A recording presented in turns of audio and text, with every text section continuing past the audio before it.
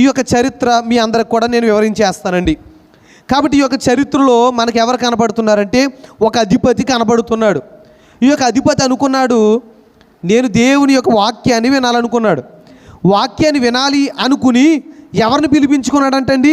పౌలు గారిని, బర్నబా గారిని పిలిపించుకున్నాడంట. ఇప్పుడు వినుట వలన ఏం కలిగిద్ది చెప్పండి? వినుట వలన విశ్వాసం కలిగిద్ది. ఇప్పుడు ఇతడు వాక్యాన్ని వినాలనే ఉద్దేశం కలిగి పౌలు గారిని, బర్నబా గారిని పిలుచుకున్నారంట. అయితే పౌలు, బర్నబాలు ఇతడికి వాక్యాన్ని వివరిస్తున్న సమయంలో ఎలుమ అనబడిన ఒక వ్యక్తి వచ్చాడంటండి. అతడు ఎవరయ్యా అంటే ఆ యొక్క ఎలుమ అనే పేరుకి అర్థం ఏంటంటే గారడీవాడు. ఇప్పుడు ఎలుమ అనబడిన వ్యక్తి వచ్చి చేస్తున్న పని ఏంటయ్యా అంటే చూడండి, 13వ అధ్యాయము 8వ వచనం చూడండి. 8వ వచనము. అయితే ఎలుమ ఆ అధిపతిని విశ్వాసము నుండి తొలగింపవలనని యత్నము చేసి వారిని ఎదిరించాను. చూసారా?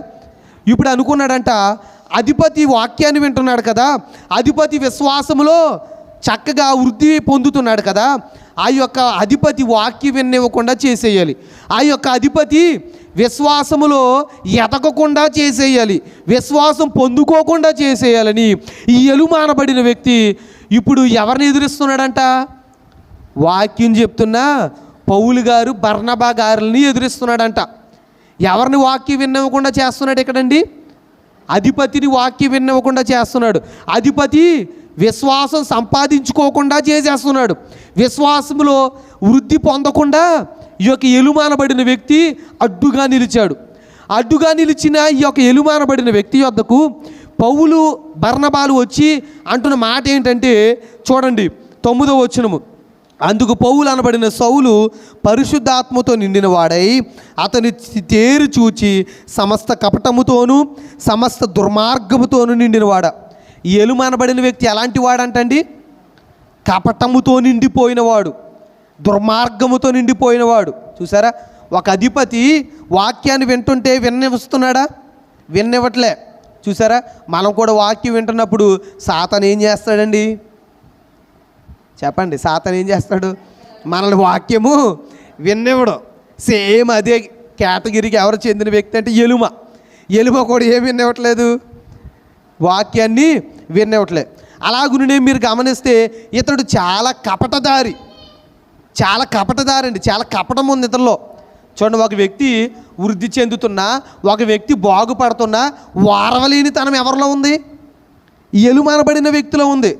కొంతమందిలో అలాగే ఉంటుంది కదండి. కొంతమంది ప్రార్థన చేసుకునేవారు, పరిచర్య చేస్తే అడ్డుగా నిలుస్తూ ఉంటారు. చూడండి, బాగుపడుతుంటే బాగుపడినెవరు.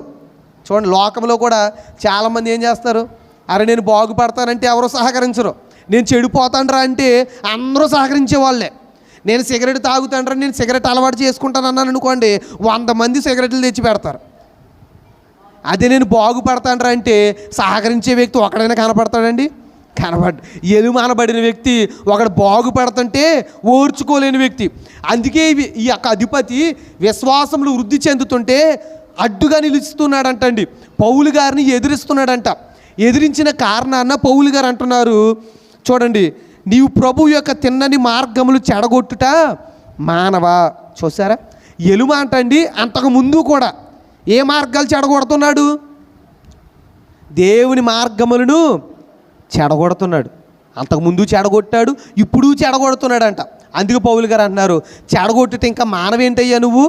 ఎందుకు దేవుని మార్గాలకు వ్యతిరేకంగా నువ్వు నిలుస్తున్నావు అని చెప్తూ పౌలు గారు అంటున్న మాట చూడండి, 11వ వచనం.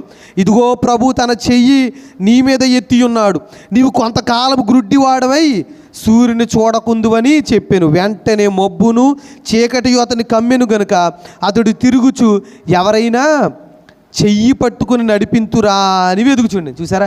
ఇప్పుడు ఆ ఎలుమ ఏమైపోయాడంటే చివరికి గుడ్డివాడైపోయాడు. చూసారా?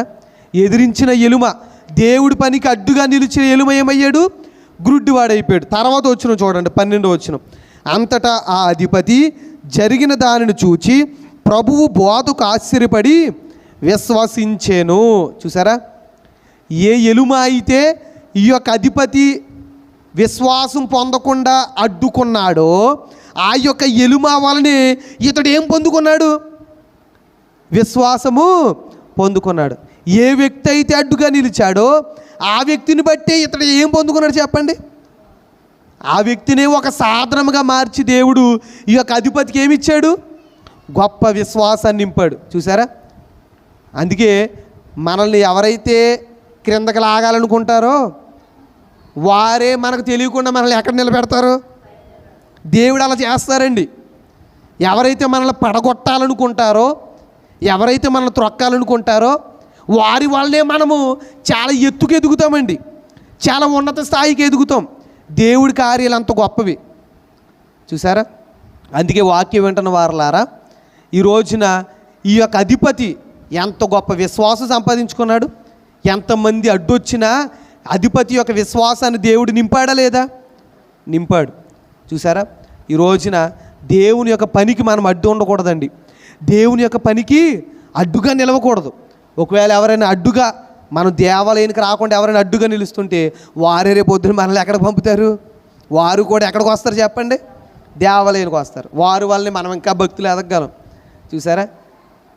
కాబట్టి ఈరోజు వాక్యం వింటున్న వారలారా, ఈ యొక్క ఎలుమ అడ్డుగా నిలిచాడు, కానీ అధిపతి మాత్రం విశ్వాసాన్ని సంపాదించుకున్నాడు. కాబట్టి మనకి ఎంతమంది అడ్డుగా నిలిచినప్పటికీ మనం మాత్రం ఏం సంపాదించుకోవాలి చెప్పండి? విశ్వాసం కుప్రాను